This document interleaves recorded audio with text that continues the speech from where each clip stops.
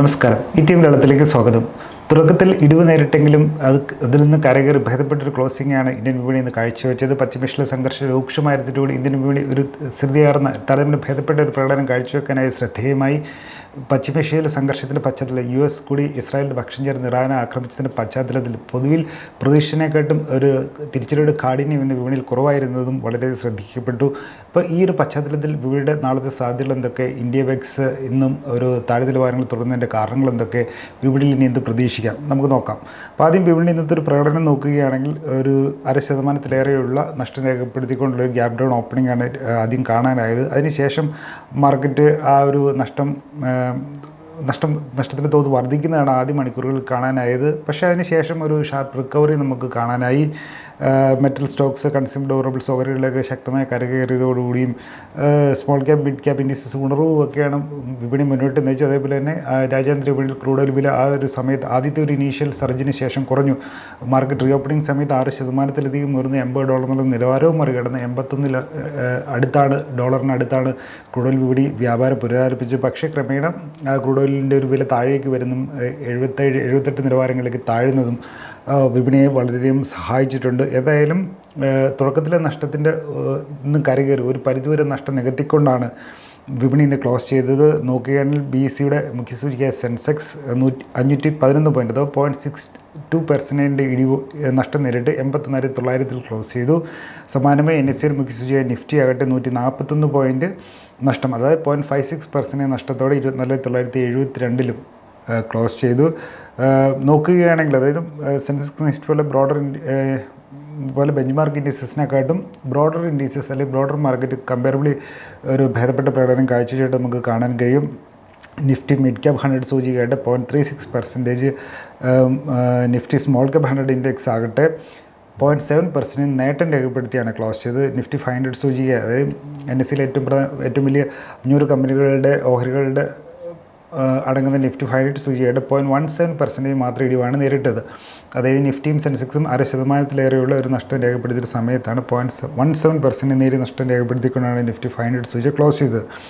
അപ്പോൾ ഏഷ്യൻ വിപണിയിൽ തിങ്കളാഴ്ച വ്യാപാരം പുനരാരംഭിച്ച് നേരിട്ട് തിരിച്ചടിയൊക്കെയാണ് ഒരു നഷ്ടത്തോടെ നമുക്ക് തുടങ്ങാനുള്ള ഇടവരുത്തിയത്. പക്ഷേ ക്രൂഡ് ഓയിൽ വില $80 കടന്നെങ്കിൽ പോലും 5 മാസത്തെ ഉയർന്ന നിലവാരങ്ങളിലേക്ക് എത്തിയെങ്കിൽ പോലും അത് വളരെ പെട്ടെന്ന് അവിടെ ഒരു പുൾ ബാക്ക് ക്രൂഡ് ഓയിൽ വിലയിൽ ഉണ്ടായത് ഇന്ത്യൻ വിപണിയെ കരകയറാൻ സാധിച്ചിട്ടുണ്ട്.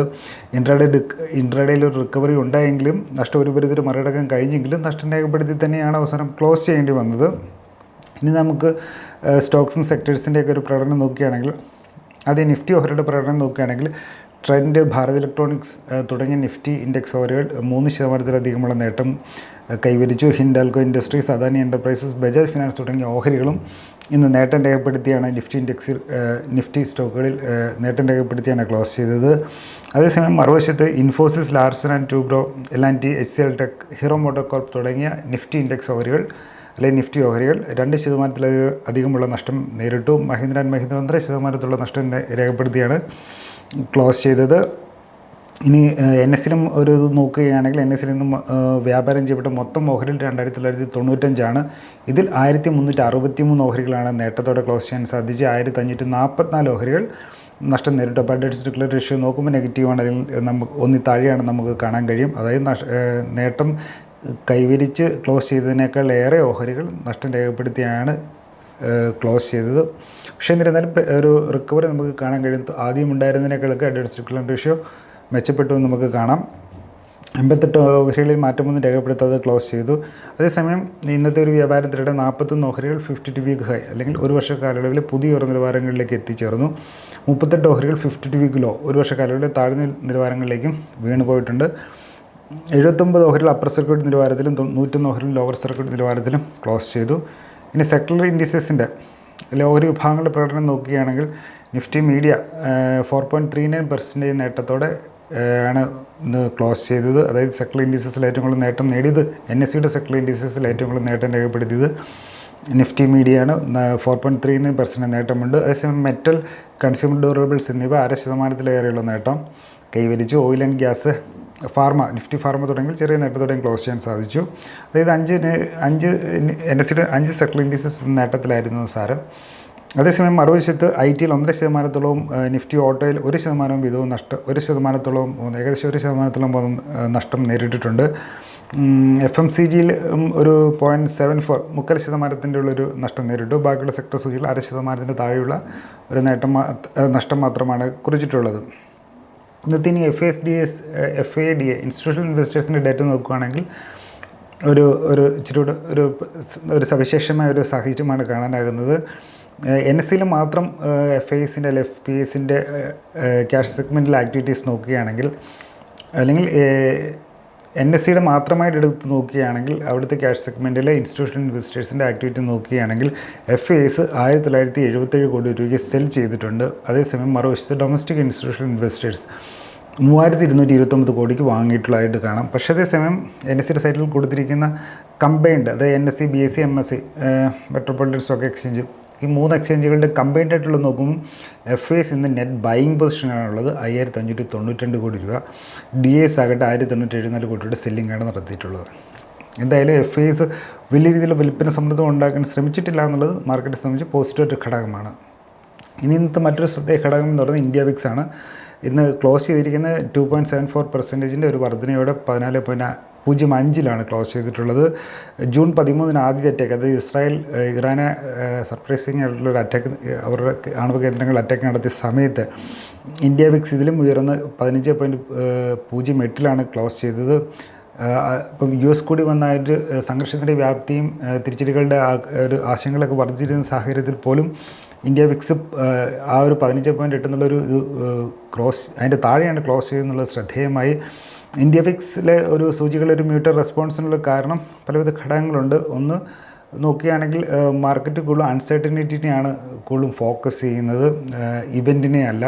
അപ്പോൾ അതുകൊണ്ട് തന്നെ അൺസർട്ടനിറ്റി എന്ന് പറഞ്ഞാൽ ഇറാൻ്റെ റീറ്റാലിയേഷൻ അല്ലെങ്കിൽ ക്രൂഡ് ഓയിൽ ബ്ലോക്കേഡൊക്കെ പോലെ, ക്രൂഡ് ഓയിൽ വിതരണം തടസ്സപ്പെടുന്നതൊക്കെ പോലത്തെ അതീവ ഗുരുതരാവസ്ഥകൾ അല്ലെങ്കിൽ അത്തരം ഒരു അൺസർട്ടനിറ്റിയെ മാത്രമാണ് മാർക്കറ്റ് ഇപ്പോൾ അത് വിതരണം തടസ്സപ്പെടുമോ ഇല്ലയോ എന്നുള്ളതാണ് മാർക്കറ്റ് പ്രധാനമായും ഉറ്റുനോക്കുന്നത്. ഈ ഇത്തരം ആക്ഷൻസൊക്കെ US പങ്ക് ചേരാമെന്നുള്ളതും ആണവ കേന്ദ്രങ്ങളിൽ ആക്രമിക്കപ്പെടാമെന്നുമുള്ള ഇവൻറ്റുകളൊക്കെ മാർക്കറ്റ് ഒരു പരിധിവരെ മുൻകൂട്ടി കണ്ടിരുന്നു, അല്ലെങ്കിൽ അതിൻ്റെ ഒരു സാരാംശം ഉൾക്കൊണ്ടിരുന്നു എന്ന് നമുക്ക് മനസ്സിലാക്കാൻ പറ്റും. പിന്നെ ഹിസ്റ്റോറിക്കലായിട്ടുള്ള ഇത്തരം ജിയോ പൊളിറ്റിക്കൽ റിസ്ക്കുകൾ വരുമ്പോൾ മാർക്കറ്റ് എങ്ങനെ അതിനോട് പെട്ടെന്ന് പൊരുത്തപ്പെടുന്നു എന്നുള്ളതിൻ്റെ ഒരു ഹിസ്റ്റോറിക്കൽ റെസിലിയൻസും അതിന് സഹായിച്ചിട്ടുണ്ട്. ഒരു ക്വിക്ക് റിക്കവറിയുടെ എക്സ്പെക്റ്റേഷൻ, ഇവിടെ ഒരു ഡിമാൻഡല്ല, സെൻറ്റിമെൻറ്റ്സിൻ്റെ ഇതുകൊണ്ടാണ് ക്രൂഡ് ഓയിൽ ഇത്രയും ഉയർന്നിട്ടുള്ളത്. ഇപ്പം ജൂൺ 13 ശേഷം മാത്രമല്ല, അത് കഴിഞ്ഞ ഒരു 9 ട്രേഡിംഗ് സെഷനിലായിട്ട് ഏകദേശം 20%-ലധികമുള്ള വർധന ഓൾറെഡി വന്നു കഴിഞ്ഞിട്ടുണ്ട്. അപ്പോൾ അതുകൊണ്ട് തന്നെ വിലവർദ്ധനേക്കാൾ ഏറെ ക്രൂഡ് ഓയിൽ വില തടസ്സപ്പെടുമോ എന്ന് പോലുള്ള അൺസർട്ടനിറ്റികളും ഗുരുതര പ്രതിസന്ധികളും വന്നാൽ മാത്രമായിരിക്കാം അതിനോടാണ് മാർക്കറ്റ് കൂടുതൽ ശ്രദ്ധ കേന്ദ്രീകരിക്കുന്നത്. അതുകൊണ്ടാണ് വിക്സും ഒരു താഴ്നിലയിൽ നിൽക്കുന്നതെന്നാണ് മനസ്സിലാക്കാൻ കഴിയുന്നത്. പിന്നെ ഇവൻറ്റിൻ്റെ ബ്രോഡറായിട്ടുള്ളൊരു ഇമ്പാക്റ്റും അസസ് ചെയ്യാൻ ശ്രമിച്ചിട്ടുണ്ട്. പിന്നെ ഇന്ത്യയുടെ നമ്മുടെ ഡൊമസ്റ്റിക് സൈഡ് നോക്കുമ്പോൾ ഇന്ത്യയുടെ എക്കണോമിക് ഫാക്ടേഴ്സൊക്കെ വളരെയധികം സ്ട്രോങ് ആയിട്ട് നിൽക്കുന്നത്, അല്ലെങ്കിൽ ഇന്ത്യയുടെ ഈ ഒരു ലോങ് ടൈം സ്റ്റോറിക്കുള്ള ഇന്ത്യയുടെ ഒരു അണ്ടർലൈൻ സ്ട്രെങ്തിനെയൊക്കെ മാർക്കറ്റ് കണക്കൂട്ടുന്നുണ്ട്. അപ്പോൾ അത് ആ ഡൊമസ്റ്റിക് എക്കണോമിക് ഫണ്ടമെൻ്റൽസൊക്കെ പോസിറ്റീവായിട്ട് നിൽക്കുന്നതും ഈ വിക്സിങ്ങിനെ താഴ്ന്നു നിൽക്കാൻ സാഹചര്യം ഒരുക്കുന്നുണ്ട്. അതേപോലെ തന്നെ മന്ത്ലി എക്സ്പയറി വരുന്നൊരു സാഹചര്യത്തിൽ പ്രീമിയം ഓപ്ഷൻസിൻ്റെയൊക്കെ പ്രീമിയം താഴ്ന്നു നിൽക്കുന്നതുമൊക്കെ വിക്സ് ഇംപ്ലൈഡ് വോളറ്റാലിറ്റിയൊക്കെ കുറഞ്ഞിരിക്കുന്നതിന് ഇംപ്ലൈഡ് വോളറ്റാലിറ്റിയൊക്കെ കുറഞ്ഞു നിൽക്കുന്നതൊക്കെ വിക്സിന് സ്വാധീനിക്കുന്ന ഘടകങ്ങളാണ്. എന്നിരുന്നാൽ പ്രധാനമായും മാർക്കറ്റ് ഇവൻറ്റുകളെയല്ല, ആ ഒരു അൺസർട്ടനിറ്റിയാണ് മാർക്കറ്റ് ഫോക്കസ് ചെയ്യുന്നുള്ളത് കൊണ്ട് തന്നെ ഒരു ഇറാൻ്റെ റീറ്റാലിയേഷൻ പ്രതീക്ഷിക്കാത്ത രീതിയിൽ വരിക, അതിനെ തുടർന്ന് സംഭവങ്ങൾ ഉരുത്തിരിയുന്നെങ്കിലോ ക്രൂഡ് ഓയിൽ വിതരണം തടസ്സപ്പെടുന്ന പോലെ സാഹചര്യങ്ങളിലേക്ക് പോകാനായിരിക്കും മാർക്കറ്റ് കൂടുതൽ ഒരു വിൽപ്പന സമ്മർദ്ദം നേരിടാൻ സാധ്യത. അതുകൊണ്ട് തന്നെയാണ് മാർക്കറ്റ് ഇന്ന് ഇന്ത്യ വിക്സ് നിരക്കും ഇന്ന് താഴ്ന്നു നിൽക്കാൻ ഇടയാക്കിയത്. ഇനി നമുക്ക് വിപണിയിൽ ഇതിനുള്ള സാധ്യതകൾ നോക്കാമെങ്കിൽ, അപ്പം ഇന്ന് നിഫ്റ്റി ഒരു ഗ്യാപ് ഡൗൺ ഓപ്പണിന് ശേഷം ഒരു സിഗ്നിഫിക്കൻ്റ് ആയിട്ടുള്ള റിക്കവറി നമുക്ക് കാണാൻ കഴിയും. അതായത് ജിയോ പൊളിറ്റിക്കൽ എൻവയോൺമെൻറ്റ് അല്ലെങ്കിൽ ജിയോ പൊളിറ്റിക്കൽ സെൻറ്റിമെൻറ്റ്സ് നെഗറ്റീവായിട്ട് താരതമ്യേന വീക്കറായിട്ട് നിൽക്കുമ്പം തന്നെയാണ് ഗ്യാപ് ഡൗൺ ഓപ്പണിങ്ങിന് ശേഷം ഒരു സിഗ്നിഫിക്കൻ്റ് ആയിട്ടുള്ള റിക്കവറി നിഫ്റ്റിയിൽ കാണാനായത്. അതൊരു പോസിറ്റീവായിട്ട് എടുക്കാം. അതിന് പ്രധാന കാരണം ക്രൂഡ് ഓയിൽ വില തുടക്കത്തിൽ രേഖപ്പെടുത്തിയൊരു ചാട്ടത്തിന് ശേഷം താഴേക്ക് ഇറങ്ങി തന്നെയാണ്, അല്ലെങ്കിൽ ക്രൂഡ് ഓയിൽ പ്രൈസിൽ ഒരു പുൾ ബാക്ക് ഉണ്ടായി തന്നെയാണ് ഇന്ത്യൻ മാർക്കറ്റിനെ സഹായിച്ചിട്ടുള്ളത് നമുക്ക് മനസ്സിലാക്കാൻ കഴിയും. പക്ഷേ നെഗറ്റീവ് നോട്ടിൽ തന്നെ ക്ലോസ് ചെയ്യേണ്ടി വന്നു. നിഫ്റ്റി 24,972 ക്ലോസ് ചെയ്തു. എന്നിരുന്നാലും ഇന്നത്തെ ദിവസം 24,850 എന്ന നിർണായകമായ സപ്പോർട്ട് നിലവാരത്തിന് മുകളിൽ ക്ലോസ് ചെയ്യാൻ സാധിച്ചത് ഒരു പോസിറ്റീവായിട്ടുള്ള ഘടകം തന്നെയാണ്. പിന്നെ ടെക്നിക്കലി നോക്കുകയാണെങ്കിൽ ഇൻഡെക്സ് ഒരു ഹരാമി ക്യാൻഡിൽസ്റ്റിക് പാറ്റേൺ ആണ് ഫോം ചെയ്തിട്ടുള്ളത്. അതൊരു പൊട്ടൻഷ്യൽ മാർക്കറ്റിൽ ഒരു ഇൻഡിസിഷനെ ഇൻഡിക്കേറ്റ് ചെയ്യുന്ന ഒരു മാർക്കറ്റിൽ ഒരു ഇൻഡിസിഷനെ ബുൾസും ബേഴ്സും നമ്മൾ ഇൻഡിസിഷനെ സൂചിപ്പിക്കുന്ന ഇൻഡിക്കേറ്റ് ചെയ്യുന്നൊരു ഫോം തന്നെയാണ്, പാറ്റേൺ തന്നെയാണത്. അപ്പോൾ അതുകൊണ്ട് തന്നെ പ്രീവിയസ് ഡേയിലെ ഹൈയും ലോയുമായിരിക്കും മാർക്കറ്റിൻ്റെ ഒരു ഫർദർ ഡയറക്ഷൻ തീരുമാനിക്കാനുള്ള വഴിയൊരുക്കുക. അങ്ങനെ ഉണ്ടെങ്കിൽ 25,130 24,780 ആ ഒരു ഹൈയും ലോയും ആയിരിക്കും ഇനി ക്രൂഷ്യലായിട്ട് നിൽക്കുക. അപ്പോൾ ഈ ലെവലിൽ, അതായത് മാർക്കറ്റിന് തൊട്ടടുത്ത സപ്പോർട്ട് റെസിസ്റ്റൻസ് എന്ന് പറയുന്നത് 25,130 അല്ലെങ്കിൽ 25,100 നിലവാരങ്ങളും 24,800 24,750 ഇടയിൽ ആയിരിക്കും സപ്പോർട്ട്. റെസിസ്റ്റൻസ് എന്ന് പറയുന്നത് 25,130 100 എന്നുള്ള ഒരു ഏരിയയിലായിരിക്കും റെസിസ്റ്റൻസ്. 24,750 24,800 എന്നുള്ളതായിരിക്കും ഒരു സപ്പോർട്ട്. അപ്പം 25,100 ആ ഒരു നിലവാരം ശക്തിയോടെ ഭേദിച്ചാൽ മാത്രമാണ് ഒരു ഫർദർ ബൈയിങ് ഒരു എന്തൂസിയാസം മാർക്കറ്റിൽ ഉണ്ടാവാൻ സാധ്യത.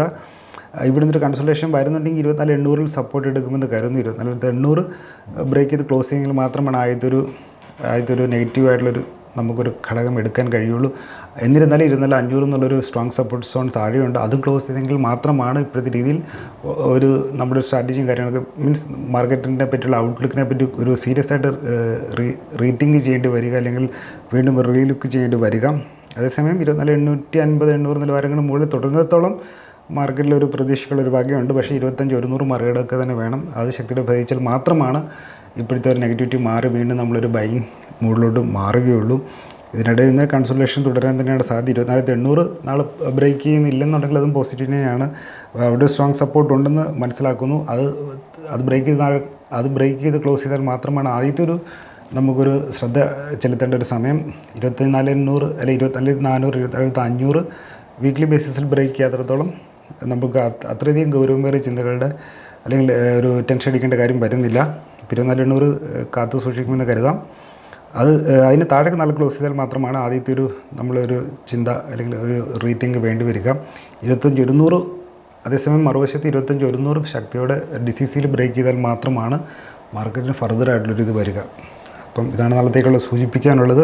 അപ്പം നമ്മൾ നോക്കുമ്പോൾ ഡൊമസ്റ്റിക് സൈഡിൽ നമുക്ക് പ്രത്യേകിച്ച് ട്രിഗർ പോയിൻറ്റുകളൊന്നും ഇല്ലാത്തത് കൊണ്ട് തന്നെ ഈ പറഞ്ഞ എല്ലാ സിനാറിയും എക്സ്റ്റേണൽ ആയിട്ടുള്ള ഫാക്ടേഴ്സിന് അല്ലെങ്കിൽ പുറത്തുനിന്ന് വരുന്ന വാർത്തകൾ, ജിയോ പൊളിറ്റിക്കലായിട്ട് ബന്ധപ്പെട്ടിട്ടുള്ള പശ്ചിമേഷ്യയുമായി ബന്ധപ്പെട്ടുള്ള വാർത്തകളെയും ക്രൂഡ് ഓയിൽ വിലയുടെ മൂവ്മെൻറ്റിനെ അനുസരിച്ച് തന്നെ ഇരിക്കും. അതുകൊണ്ട് തന്നെ ഇറാൻ ഇസ്രായേൽ ബന്ധപ്പെട്ട വാർത്തകൾ വിടാതെ പിന്തുടരുന്നതും ക്രൂഡ് ഓയിലിൻ്റെ ഒരു പ്രൈസിൻ്റെ മൂവ്മെൻറ്റും കുറച്ച് ദിവസത്തേക്ക് ശ്രദ്ധിക്കുന്നത് നന്നായിരിക്കും. ഇതായിരിക്കും ഇന്ത്യൻ മാർക്കറ്റ്. ക്രൂഡ് ഓയിൽ വിലയും അവിടെ നിന്ന് വരുന്ന വാർത്തകളുടെ ഫ്ലോയുമാണ് ഇന്ത്യൻ മാർക്കറ്റ് ഒരു മൂഡിനെ അല്ലെ സെൻറ്റിമെൻറ്റ്സിനെ നിശ്ചയിക്കുക. അപ്പോൾ അതുകൊണ്ട് തന്നെ അഗ്രസീവ് ബെറ്റ്സ് ഇപ്പോൾ എടുക്കുന്നതിൽ കഴിയുന്ന ഒഴിവാക്കുന്നതിനെയാണ് നല്ലത്. കഴിഞ്ഞ കൺസോളിഡേഷൻ ഫേസിൽ റിലേറ്റീവ് സ്ട്രെങ്ത് കാണിച്ചിട്ടുള്ള ഓരോ വിഭാഗങ്ങളിൽ ശ്രദ്ധ കേന്ദ്രീകരിച്ച് അവിടെ നല്ല ക്വാളിറ്റി സ്റ്റോക്കുകൾ നല്ല രീതിയിൽ നല്ല ഒരു എൻട്രി കിട്ടുന്നുണ്ടെങ്കിൽ അത് പരിഗണിക്കാവുന്നതാണ്. ഇപ്പോൾ എന്തായാലും അഗ്രസീവ് ബെറ്റ്സ് ഒഴിവാക്കുന്നതിനാണ് നല്ലത്. ഇതാണ് സൂചിപ്പിക്കാനുള്ളത്. ഞാൻ സെബി രജിസ്റ്റേർഡ് അനലിസ്റ്റ് ഒന്നുമില്ല. മാർക്കറ്റുമായി ബന്ധപ്പെട്ട കാര്യങ്ങൾ ഒരു അക്കാഡമിക് പർപ്പസിൽ ഷെയർ ചെയ്യുന്നത് മാത്രം. അപ്പോൾ എല്ലാവർക്കും നാളെ നല്ലൊരു സെക്ഷൻ നിർത്തുന്നു. വീണ്ടും കണ്ടുമുട്ടാം. നന്ദി, നമസ്കാരം.